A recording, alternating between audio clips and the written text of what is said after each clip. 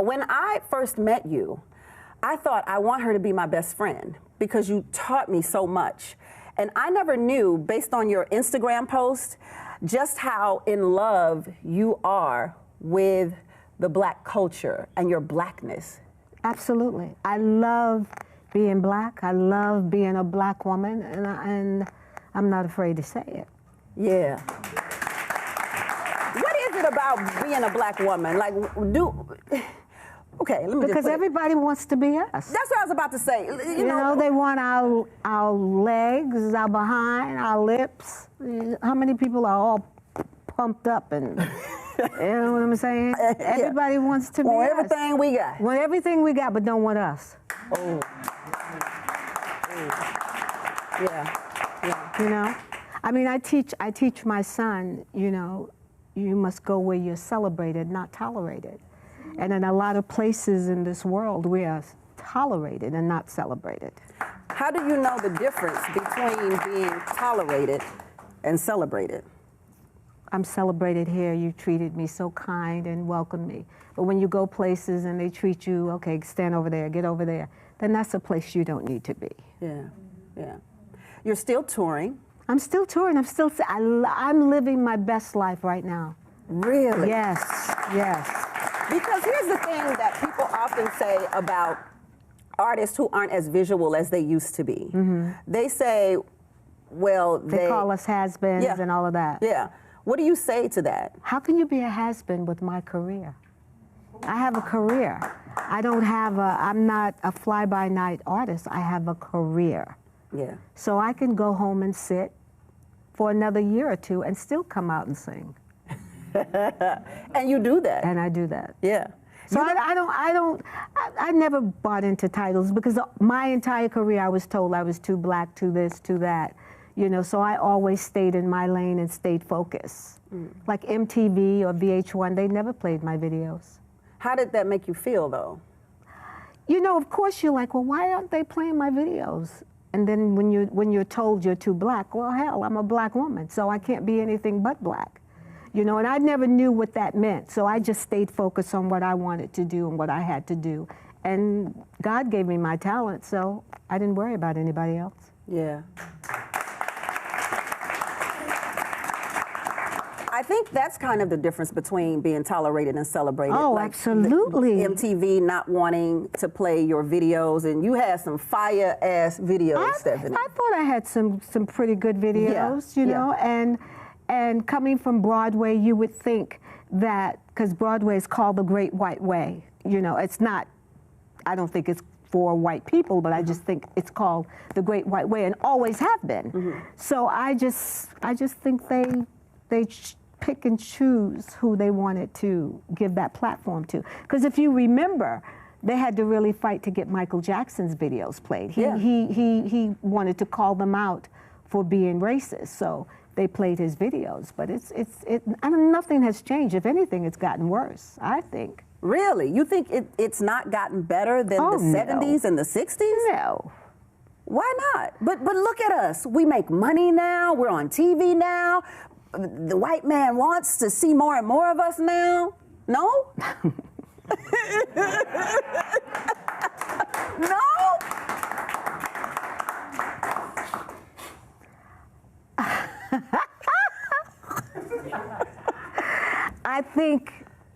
I think in some ways we're celebrated, but in a lot of ways we're still tolerated.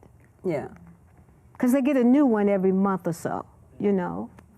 They can have Jamie Foxx and he could be popular, and then here comes Kevin Hart and he's popular. We're disposable. Oh. I think. Really? And I'll explain why. The Rolling Stones can go on tour and they're celebrated. They're not called has-beens, and they don't send them back to square A. You know, they pay them what they're worth, even though they may not have had a hit record for a long time. Right. Diana Ross can do the same thing, but they'll send her back to be in square A. Even Diana Ross, they will send back to square one? Even Diana Ross, they will, yeah. You would be surprised. And the difference between playing different places, like, for instance, if there's a black tour at a different function, at a different arena, you know how they open the gates to let people drive in? They don't do that so much with the black artists. And they make some of the black artists go through metal detectors. Are you serious? So you've had to go through metal detectors? No, I don't do that. No.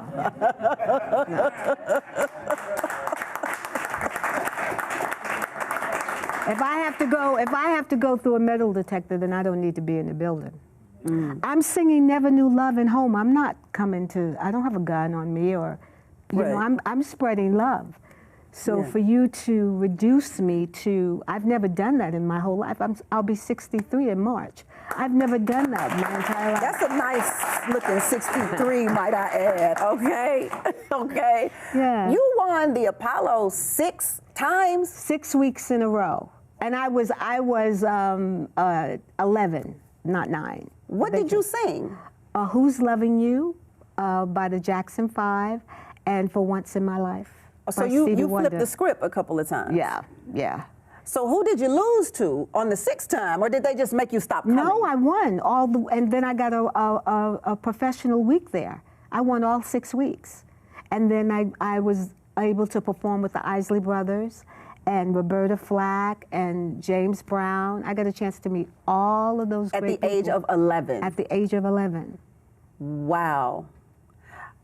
Do you think artists are different than they were? You came up during like the James Brown, the Aretha Franklins. Do you think there's a grand difference from the artists who are popular today versus those popular artists of yesterday? I think the artists of yesterday had more respect for each other than the artists today.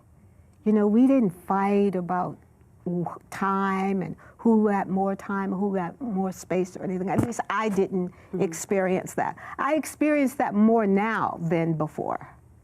But I think we had more respect, because we all had fun when we did the Bud Superfest with Nick and Ashford and Simpson, Stevie and Luther. We were all on the same show, and we would sit and watch each other perform.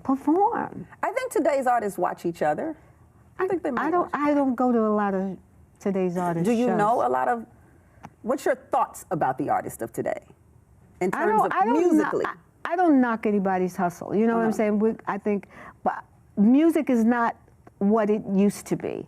Like I listen to Sirius Radio, and I listen to all the old music because it just has the soul and a beat and a rhythm that I just love. Not so much today. No.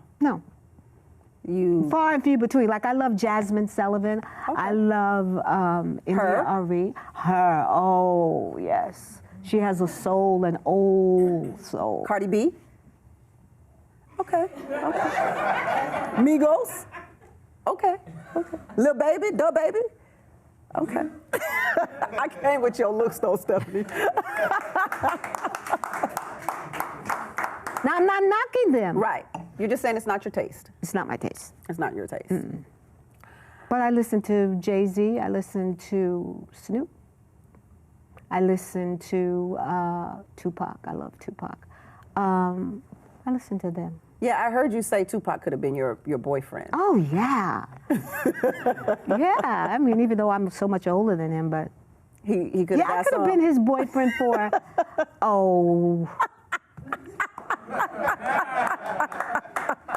No. You would have been his sugar mama? No. No, you would have been Tupac's sugar mama? No. Whose sugar mama would you be? Nobody's. Okay. Nobody's. You mentioned Snoop, so I want to get this out of the way because you and Snoop are friends. Well, we're not. He's my brother, I'll say that. Because he comes to your shows and like... But I've never met him. Really? We've talked on the phone, and when I see things that he says that I like, I'll stand with him. But I've never met him. Because you did kind of ride for him when he spoke about Gayle King. I sure did. But let me say this. Before this Gayle King thing happened with, who was the Kobe Bryant? With Lisa Leslie and Kobe. Yeah. You and I had a conversation about Gayle King and R. Kelly. Right. And you were like, she shouldn't have even done the interview like she did it with R. Kelly. I didn't mind her doing the interview. What I didn't like about that interview is that when he began to unravel, I felt like she should have just said, turn the cameras off, not allow the public to see him like that. We know he did what he did and all of that, but why beat it down? Why show that? And then with the Lisa Leslie interview, she was totally out of pocket for asking that question because Kobe Bryant he wasn't charged with a crime. He didn't rape anybody. She had sex with 3 other men that day. So why, as fine as Kobe Bryant is, does he really have to rape someone? Well, I don't think any man really has to rape someone. I don't believe that he did. Well, he didn't, because he didn't go to trial for it. Right. It's just like with Michael Jackson. He went to trial 2 times and was found not guilty. So to do a documentary on Michael Jackson or Kobe Bryant or Russell Simmons, I mean, what about Matt Lauer? What about Charlie Rose? What about all these other people that have done the same, that they claim have done the same thing and are walking free? Right.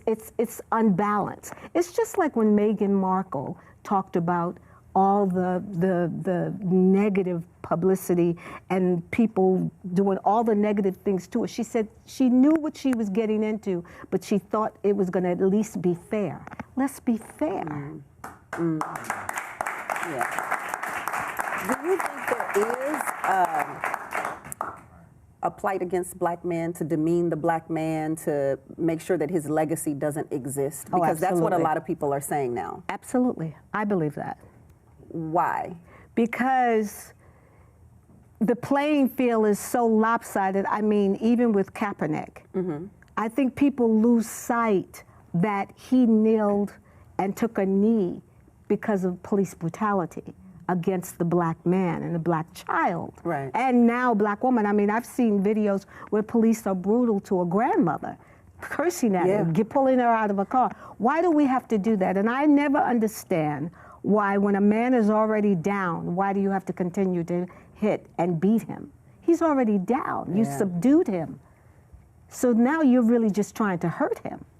Yeah. So I don't agree with that. And even with Kobe Bryant, what about his wife? I never once heard her say, I'm sorry for Vanessa or the children. And now his 17-year-old daughter has to go to school. And somebody's going to come up to her and say, your father's a rapist. I heard that on an interview. Yeah. It's not fair. They weren't even born during that time. It's not fair. You think Snoop Dogg should have apologized? I'm going to say no. That's a no. I think silence speaks volumes. Do you think Gayle should apologize? Didn't she? Didn't she come on and say she didn't know about it and you didn't see the whole? Yes. I watched the whole interview.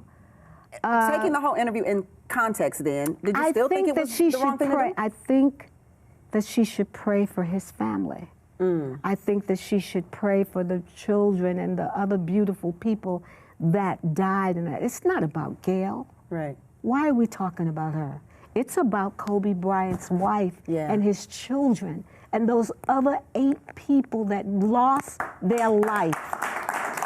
Yeah, right. It's not about her.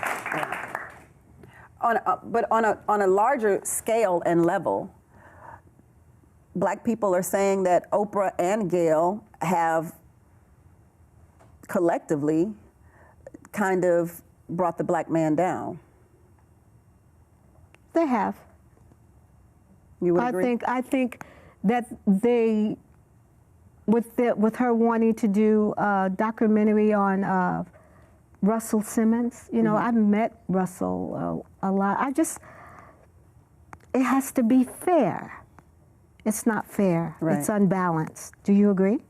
I agree. It's definitely unbalanced. Yes, it's not. Without it's not. And see, the thing about it is, how do you know what somebody did if you weren't there? Yeah, How do you know what someone has done if you're not there. Our press is so sensationalized, and journalists now are like reality TV people. You know, I come That's because true. I like you, but I wouldn't let some of those people interview me. I wouldn't sit down with them. I don't have any respect for them.